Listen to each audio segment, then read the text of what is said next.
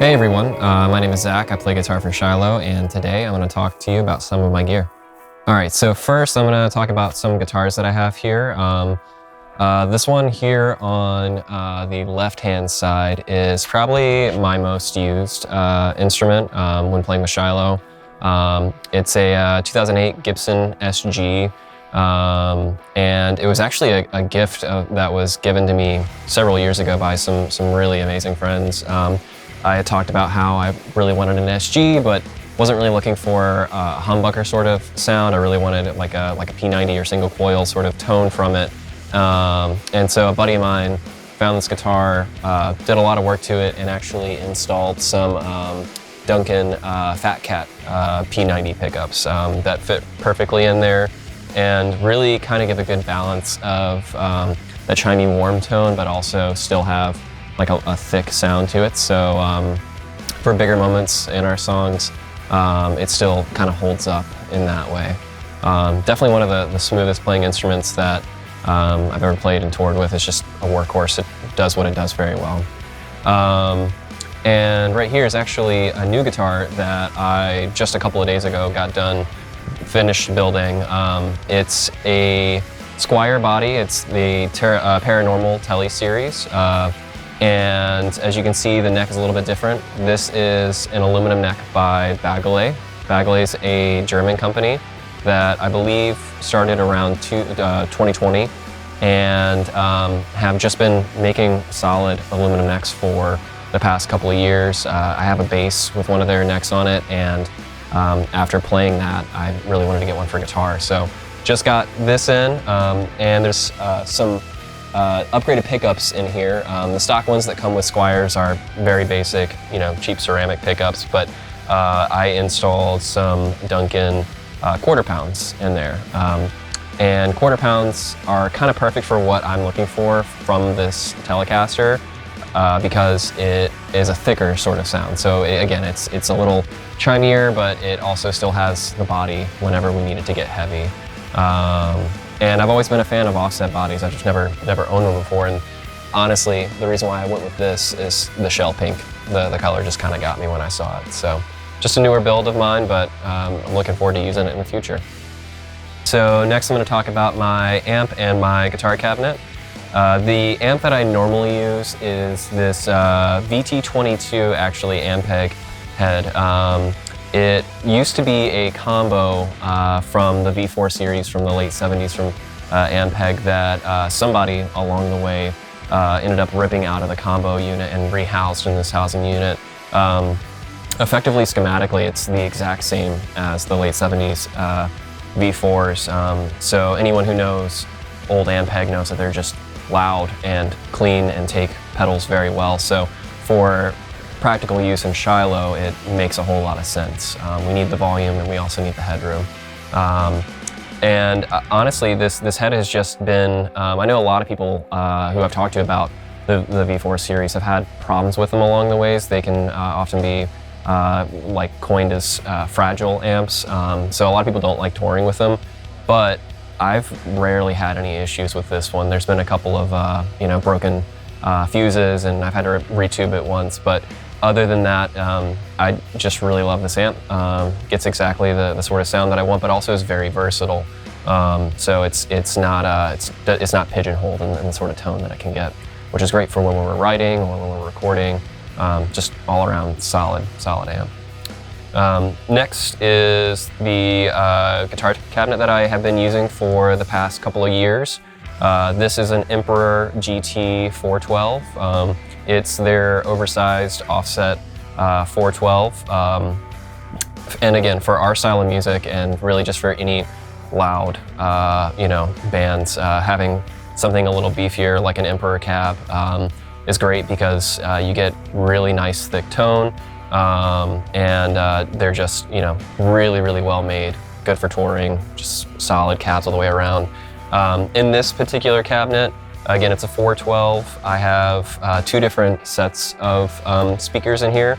I've got two Eminence Swamp Things and then two Eminence Governor speakers, and I really love them. The Governors definitely get a lot more like like really cool breakup to them. So it's a really nice combination of speakers to have running paired with the V4. I like it a lot. All right, so this is my current pedalboard setup. I, unlike some other members in the band, have a tendency to kind of figure out what works and keep it the same for a very long time. This is essentially the same sort of configuration of pedalboard that I've had for years, pretty much since the band. I started just with nicer pedals and some slightly different features here and there. First off, I've always been a fan of flat pedal boards. Never been a big fan of the tiered business. For me, it's just easier to just have it all one layer. I don't know, for playing in practicality's sake, it just is easier for me than having a tiered step-up system. But so I guess going from right to left and kind of following the signal chain here, I've got the Dunlop mini volume pedal. Really love this pedal. For the longest time I was using Ernie Ball Jr.'s, and they do a really great job, but as anyone who uses those know, eventually the string will give out and break, and more often than not it's in inopportune time. So I like this pedal a lot. Very small, does the job really well.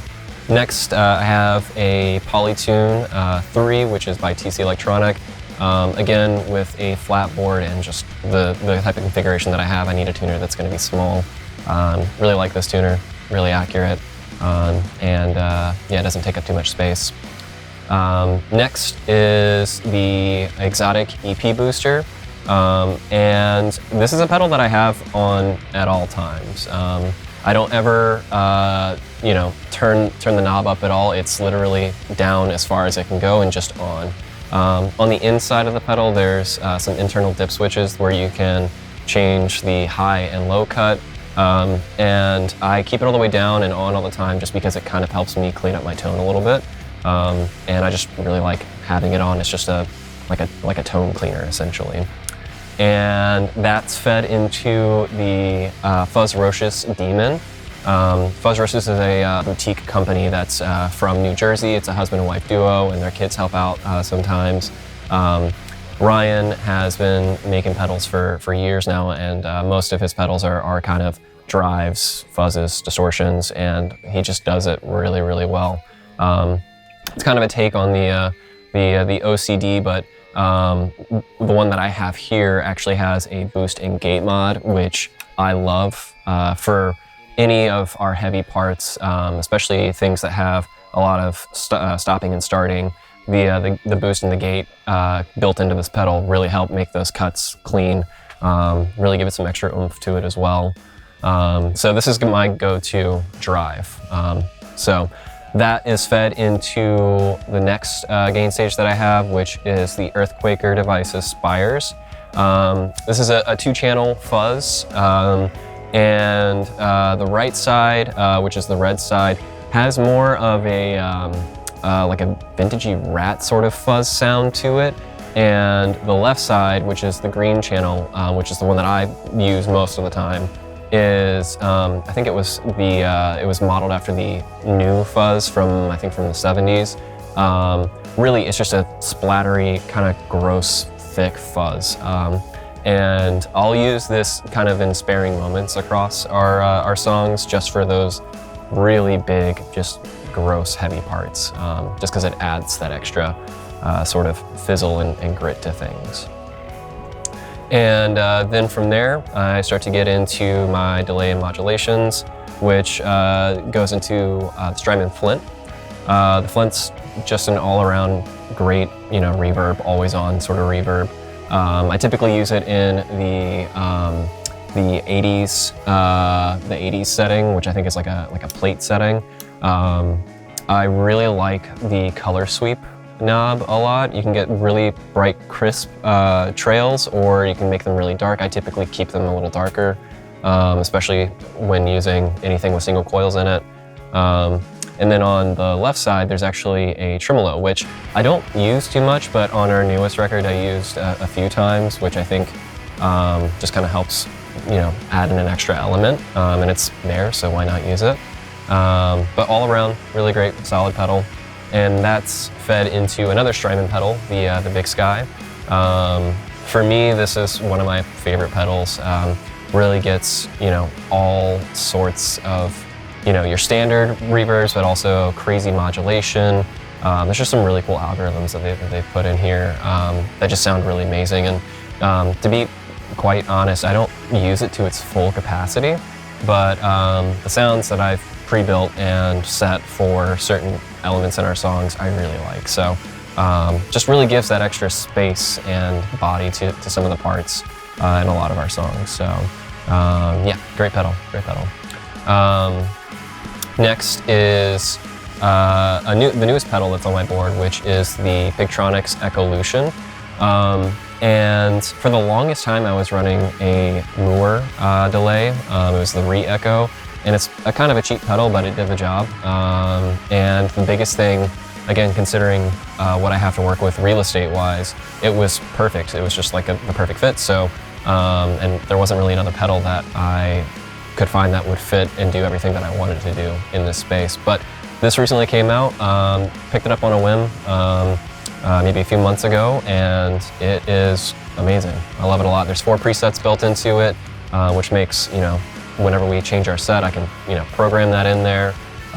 Really amazing modulation built into it as well. There's some really cool octave jumping features, which I haven't really gotten into yet, but I'm gonna try to explore for the next time we start really writing. Yeah, just all around great delay pedal. And that's fed into the big monster, the DL4. A lot of folks are really, a lot of guitar players are really familiar with this pedal. I love this pedal a lot. I got into using DL4s by watching Minus the Bear. I know he had David Newson had 4 of them at one point. Just a really cool pedal. At this point, what I'm using it for on the board is really just the looping function. It's just a great way to kind of add extra layers to certain parts. It also has some really cool oscillation delays to it, so I like to use that for textural moments in between transitions and stuff like that. But as you can see, I painted mine black. I got really tired of seeing the green, the Hulk green, just staring up at me. So years ago, I just decided to take some sandpaper to it and then started painting it black. But and then lastly, that's fed into the RC3 loop station. The loop station I don't really use that much anymore. At some point in the next couple of months, it'll probably come off the board and get replaced with something else. But I was using this to trigger transitional backing tracks for our live sets. But at this point, what I mainly use it for in a day-to-day capacity is just a writing tool, just to be able to loop parts. So I happen to come up with something and I just want to hear how it sounds with a layer on top of it. So. And then sort of lastly, I've got this kind of stacked thing going on. Underneath is the Zuma, which is just Strymon's power supply. It has exactly enough power outlets for what I'm looking for. And for whenever we travel, especially when we travel overseas, it's just really easy to use for power conversion. I don't have to worry about getting a converter or anything like that. It's just a great power supply that does the job. And then on top, which is last in my chain, is this Momentary Kill Switch by Saturn Works. It helps for certain ends of songs where I just need to really cut all audio going to it, especially if I have a lot of reverbs and delays going on. I can just instantly, with a single button, just kill it all. So yeah, that kind of wraps up my board. Once again, I'm Zach from Shiloh. This is my rig. Thanks so much for coming to watch.